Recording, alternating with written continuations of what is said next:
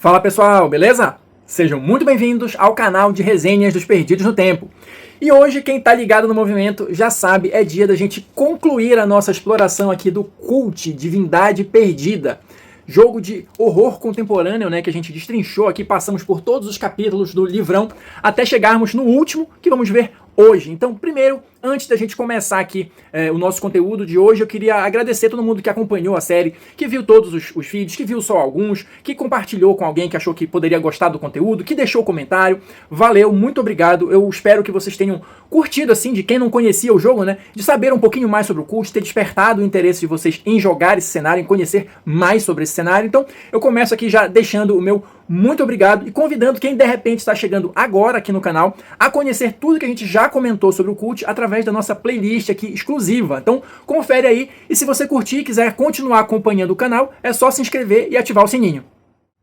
Então vamos lá, pessoal. Hoje a gente vai abordar o último capítulo aqui do Cult, né, o capítulo 22, chamado O Despertar. Só relembrando aqui, antes de eu começar, eu vou ler um trechinho aqui, mas o despertar seria basicamente o objetivo, né, do jogo. Porque a gente comentou aqui desde lá do início, o lance todo é que a humanidade perdeu seu status divino, né, e está aprisionada no que a gente conhece como ilusão. Então esse despertar seria justamente como quando você consegue romper os grilhões da ilusão, os grilhões da prisão, e consegue enxergar a verdade, a realidade, né, e recuperar os seus poderes divinos. É algo mais ou menos nessa linha.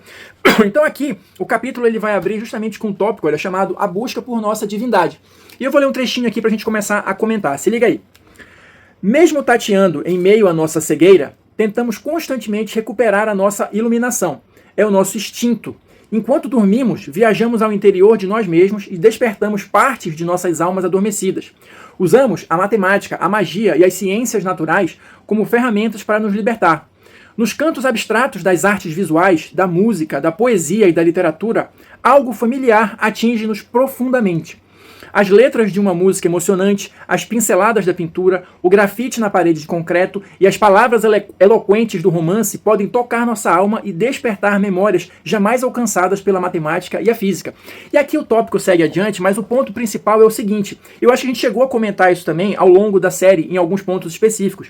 Existem vários caminhos, várias possibilidades para você, de repente, ter esse esbarrão com a realidade, conseguir começar a romper a barreira da ilusão. A gente falou aqui, que eu lembro rapidinho, falou da loucura, né? Falou da paixão, ou seja, geralmente sentimentos fortes, acima da média, podem te ajudar a romper esse grilhão. E é mais ou menos isso que esse tópico segue adiante falando, e também tentando dar uma diversidade de possibilidades. Ele fala mais aqui na frente que essa questão de você conseguir romper os grilhões da ilusão não tem absolutamente nada a ver com a educação, por exemplo, com a educação formal, como a gente está vendo, justamente porque existem vários caminhos. Ele fala aqui da física, da matemática, mas também tem a loucura, tem a paixão, tem uma percepção diferente da realidade que não tem absolutamente nada a ver com a educação formal.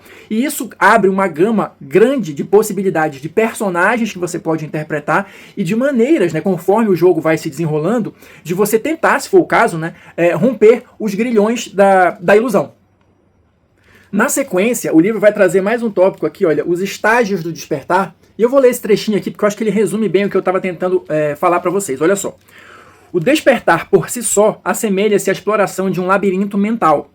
Um mundo de véus, tentações e confusão.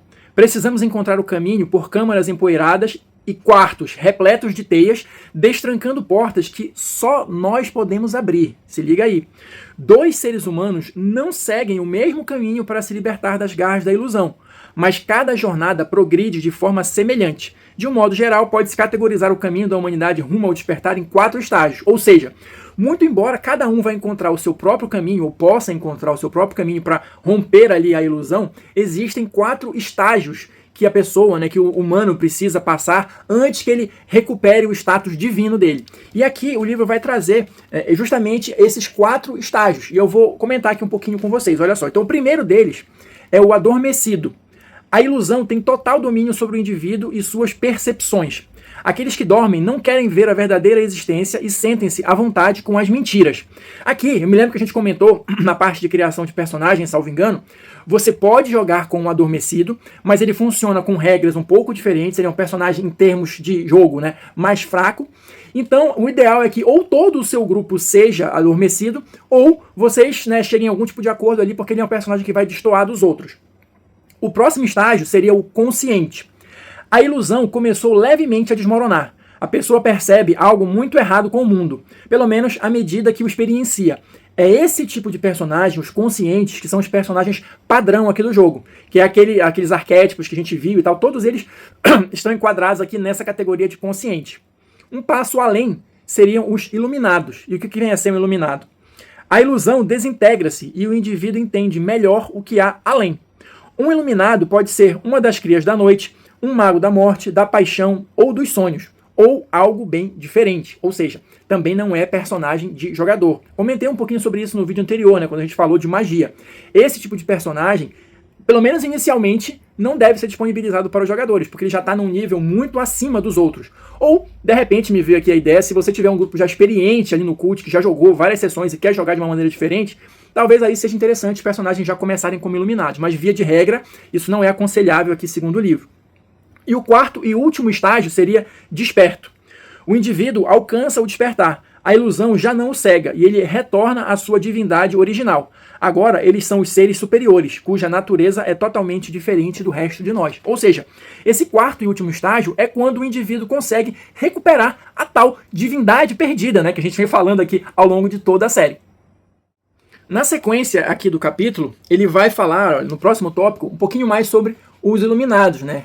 Aqui, tipos, né, de de iluminados, que você vai utilizar aqui provavelmente como NPCs. Então ele vai falar aqui um pouquinho e vai dar alguns exemplos e vai trazer algumas categorias, né, de NPCs que são considerados iluminados. Então, olha, temos aqui os magos, mas não somente eles. Temos aqui os arautos do poder e temos aqui as crias da noite. Então, vamos comentar um pouquinho sobre cada um deles, né? Os magos, a gente até já falou um pouco no vídeo anterior, mas basicamente eu vou ler o resuminho que tem aqui. Magos usam rituais mágicos para desbloquear sua divindade. Seu caminho é definido e guiado pelo poder superior ao qual servem.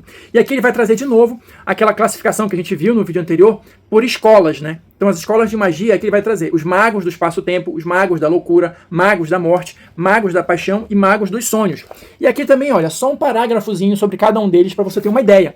Lembrando, né, em princípio, não são personagens jogáveis, né, são aliados ou antagonistas. Então aqui ele dá só uma ideia geral e mais alguns detalhezinhos que a gente vai ver ainda nesse vídeo, tá? Mais pra frente ele vai voltar para esse tema aqui.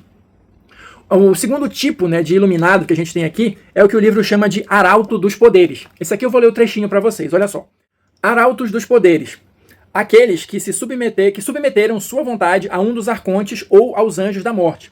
Eles seguem o princípio de seu governante e são devoradores gananciosos de ideias divinas, possuindo acesso às câmaras seladas e aos ritos que abrem a porta de entrada para o trono de seu governante. Muitos deles lideram cultos, seitas ou associações que espalham o arbítrio de seu senhor. Ou seja, são generais, sei lá, aqui entre aspas, né, braços direitos, né, de poderes superiores. Então eles estão ali numa escala, né, hierárquica mais próxima e por isso eles têm essa compreensão maior, né, da ilusão, da verdade e tal, do que quem é adormecido ou consciente. E para a gente fechar aqui, a gente vai ter as crias da noite. Vou ler aqui um trechinho também. Um dia, as crias da noite foram humanas, porém agora são algo mais, algo monstruoso. Aqui estão os transformados pela loucura e paixão, aqueles que vivem da morte, os expostos a experimentos e ritos, os que percorrem um dos muitos caminhos do despertar, porém incontrolavelmente distorcidos e aprisionados num estado de pesadelo. Ou seja, aqui são aqueles que procuraram seguir por esses caminhos, mas que se perderam no meio do caminho, né, da trilha, vamos dizer assim, da jornada, justamente porque eles foram corrompidos pelo que eles estavam estudando, vamos chamar assim. A gente comentou um pouquinho também, ao longo da série, sobre cada uma dessas emoções e os efeitos que elas causam, né, e como elas poderiam ser também um caminho para quebrar a ilusão. Tiveram capítulos específicos, se não me engano, sobre cada uma delas, ou quase todas, né. Crias do espaço-tempo, aí ele vai falar um pouquinho aqui sobre elas. Isso aqui a gente não teve um capítulo específico sobre isso. Mas, ó, Crias da loucura, falamos sobre a loucura. Crias da morte, crias da paixão, também teve um capítulo específico falando sobre a paixão. Mas basicamente são as mesmas escolas da magia, vamos dizer assim, são as formas, os caminhos que outras pessoas procuraram para romper a ilusão, só que não conseguiram avançar muito e acabaram se tornando criaturas distorcidas, as crias da noite, mas distorcidas por esses arquétipos, vamos chamar assim, né? A loucura, a morte, a paixão, os sonhos e a carne distorcida. Então, dá para ter uma ideia geral, até porque o livro não fala muito delas aqui, né? Mas dá para ter uma ideia geral de que tipo de criaturas se enquadram em cada uma dessas categorias. Seguindo adiante, o livro vai trazer aqui, olha, arquétipos iluminados. Ou seja, muito embora não sejam personagens jogáveis, você pode utilizá-los aqui, só relembrando, né, como aliados ou antagonistas. Então a gente tem aqui alguns exemplos com as fichas completas, né? Então a gente vai ter aqui, olha, por exemplo, a Abominação, que seria aqui, salvo engano, uma cria da loucura. A gente tem aqui, olha, o Discípulo, né, que é um arauto dos poderes. Então a gente tem aqui exemplificando tudo com a ficha completa e tudo mais. Tem também aqui o Mago, né, o Mago da Morte, tá? Outro exemplo de iluminado aqui, né? E por fim, a gente teria o Revenant, que é o cria da morte, né? Que vivem, as criaturas que vivem no limiar ali entre a vida e a morte e tal. Então a gente tem esses exemplos aqui, né? Com as fichas completas e tudo mais, para você olhar, se inspirar, de repente adaptar, né, para os interesses da sua história. E claro, né, sempre tentando colocar essas possibilidades diferentes, né, de alcançar e despertar, mas sem esquecer que tudo sempre tem um preço. Na sequência, a gente vai ter aqui, olha, várias páginas, aqui já mais voltada para a questão das regrinhas do sistema, né? Para você construir novos, né, personagens, né, novos NPCs, ou adaptar aqueles que eu acabei de mostrar, né, os arquétipos. Então a gente vai ter aqui desvantagens, né, de personagens iluminados. Então só para vocês terem uma ideia, você pode ser caçado por uma organização, né, você pode ser estigmatizado, você atrai os mortos e tal. Então tem coisas aqui que são mais intimamente ligadas com esse tipo de personagem. Lembrando que eles são mais poderosos e mais afetados já por tudo isso que cerca aqui o cenário, né? Todos esses poderes e tudo mais. Temos aqui também, olha, mais habilidades, né, dos iluminados. Aqui eu vou ler um trechinho para vocês, olha lá. As habilidades dos arquétipos iluminados funcionam de maneira semelhante às vantagens do arquétipo desperto, porém são mais poderosas e, em geral, sobrenaturais. Apenas arquétipos iluminados podem selecionar habilidades iluminadas. Isso aqui seria mais ou menos, ali entre aspas, como se fossem as magias ou os poderes. Eu vou citar aqui alguns só para vocês terem uma ideia. Armas naturais, né? O seu corpo tem uma arma natural. Você pode ser etéreo, né? Ultrapassar barreiras, uma aura sombria. Você pode ter uma força anormal, força divina, invulnerabilidade, que mais? Rapidez, né, regenerar, enfim, tem várias possibilidades aqui, né, dessas habilidades que vão, entre aspas, aqui substituir a questão das magias, como o próprio livro coloca, são coisas mais sobrenaturais, né? Ó, telecinese, voz de comando, visão no escuro, enfim, várias delas. E temos também aqui, pra gente fechar, a questão das limitações, olha. Os personagens iluminados também têm limitações, e eu vou ler aqui o trechinho para vocês. Todo arquétipo iluminado sofre de uma ou várias limitações além das desvantagens.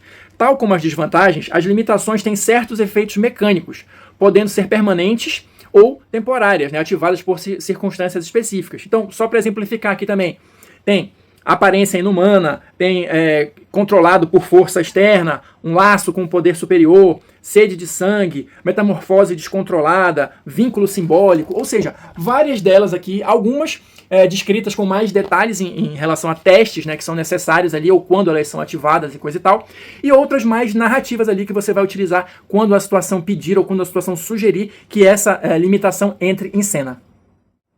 E para a gente fechar aqui, o último tópico do capítulo, o último tópico do livro, chama justamente os despertos. E aqui eu vou ler um trechinho só para vocês terem um gostinho, né, do que seria esse despertar. Atingir o despertar é alcançar a libertação total dos grilhões da ilusão e recuperar a divindade perdida. Um ser desperto tem poderes e habilidades muito além da nossa razão. Requer um longo período de busca e caminhada para atingi-lo. Em nossa compreensão humana, levaria várias vidas para atingir esse nível, né? O estado desperto os faz blindados contra aqueles que ainda dormem, ou sejam vistos como alienígenas ou inumanos, ou seja, uma coisa que está totalmente fora da nossa compreensão, porque a gente não chegou ainda nesse nível, né? E só para fechar aqui, olha, em um jogo de padrão de cult, Divindade Perdida, não é adequado, obviamente, né, jogar com personagens despertos, mas eles podem muito ocasionalmente aparecer como PDMs. Eu até, na minha opinião, acho que nem deveria aparecer, a não ser numa circunstância muito especial. Mas enfim, tá aqui. E com isso, a gente fecha o último capítulo, né, do Cult. Na sequência, a gente ainda vai ter aqui várias páginas, né, que vão ser basicamente só a ficha técnica do livro e tal, a galera que apoiou, né, no financiamento coletivo e tudo mais, o nome de todo mundo. A gente vai ter um índice, né, também sempre muito útil, índice remissivo aqui, né, no finalzinho. E temos as fichas também, né, só mostrar para vocês rapidinho. A gente vai ter aqui vários modelos de fichas. E as fichas do Cult são bem simples, tá? Deixa eu mostrar aqui para vocês. Bem simples mesmo, bem diretas, só basicamente o espaço para você colocar as coisas. Eu achei até interessante, né, porque às vezes a gente tem umas fichas muito poluídas visualmente, que até dificulta de você encontrar as informações. Então tudo aqui muito bem claro, bem direto. E por que eu falei que tem tipos de ficha? Porque a gente vai ter aqui, olha, uma ficha geral de personagem, a gente vai ter aqui também fichas de personagens conscientes. E por que tem essas fichas diferentes aqui? Deixa eu tentar mostrar para vocês. Ó, aqui a gente vai ter a ficha geral, e atrás, olha, a parte de trás, ela vem com algumas informações já de sistema, de regrinha aqui, tá? Então se você está jogando com um personagem consciente, tem outras coisinhas aqui, ó. Já vai trazer os avanços e tal, então já vai mudar um pouquinho essa segunda parte. Pelo menos até onde eu olhei aqui, basicamente as mudanças vão estar na segunda folha da ficha, né? Trazendo já essas informações adequadas para o tipo de personagem que você estiver usando. Tem aqui também, olha, a ficha de personagem adormecido, que é o que a gente falou lá, que é mais simples, né? Então, olha, essa parte aqui já tem menos avanços possíveis e tal. Então tem essas pequenas diferenças entre esses tipos de ficha. E para fechar, a gente tem aqui a ficha do personagem iluminado, né? Aqui, ó, também com as diferenças nas regrinhas. E aqui no final, a tabela dos movimentos, né? Os movimentos de jogador, os mais comuns, né, de acontecerem. E justamente todos os jogos PBTA que eu já li até agora, eles geralmente trazem, né, essa página específica, que é para você manter ali ao alcance dos jogadores durante as sessões, para todo mundo poder consultar e ver direitinho, né, qual o movimento, como é que funcionam e tal. Então eu achei bem interessante. E só pra gente fechar aqui, pessoal, a nossa despedida, né, da série do Cult Divindade Perdida, primeiro, dizer que pode ser uma despedida ou pode ser um até logo, né? Claro, a gente pode retornar aqui ao Cult para tratar de alguns pontos específicos, ainda tem alguns suplementos, né? Quem assistiu o nosso unboxing tem outros suplementos aqui do Cult que a gente pode conversar também, a gente pode tentar fazer ficha de personagem, enfim, daqui pra frente depende também da vontade de vocês, de se manifestarem aí, o que vocês gostariam de ver a mais, né? Que eu não tratei ainda, ou que eu trate com mais detalhes aqui a respeito do Cult. E só pra gente fechar, de uma maneira geral, foi um livro que eu gostei muito de ler. É um livro muito interessante, mas que requer certos cuidados. Eu falei isso aqui também ao longo da série diversas vezes. Talvez ele não seja um jogo para você jogar com qualquer pessoa, né? Talvez seja interessante você conhecer, nem que seja um pouquinho, né, com quem você está jogando, porque ele é um jogo que vai tratar de temas muito sensíveis, de temas muito complicados, e como eu falei aqui também, a gente tem, nós humanos, de uma maneira geral, a gente tem essa mania de querer ser provocado, ser perturbado. Quem gosta de filmes de terror, por exemplo, tem essa sensação do incômodo, ela é legal, até um certo nível. Então a ideia aqui nunca, jamais é passar esse nível e trazer qualquer tipo de desconforto para qualquer um que esteja na mesa. Então por isso que eu digo que é um jogo que requer certos cuidados. Talvez seja interessante conversar um pouquinho com as pessoas com quem você vai jogar, se você ainda não conhece, e mesmo quem você conhece, é bom estabelecer os limites, até onde se pode ir, quais são os temas que podem ser tratados, quais não podem ser tratados, porque, lembrando mais uma vez, o objetivo é todo mundo se divertir. Então se não está divertido para todo mundo, tem alguma coisa errada e o negócio precisa parar. Mas assim, fora isso, é um cenário bem interessante. Tenho vontade de jogar, vamos ver se eu vou conseguir, né? E caso ou quando eu consiga jogar, eu volto aqui para dividir com vocês a experiência, né? Fazer os comentários, né? Sobre o sistema, sobre o que eu vi ali na prática, na mesa, do funcionamento das coisas ali e tal. E a gente vai adicionando, né, mais vídeos aqui à nossa playlist do Cult ao longo do tempo, conforme as coisas forem se sucedendo, beleza? Então, mais uma vez, muito obrigado para quem acompanhou a série, quem assistiu o vídeo até agora, né? Deixa aí o seu like, se quiser continuar batendo papo é só deixar o seu comentário e a gente vai se vendo aí nas próximas resenhas.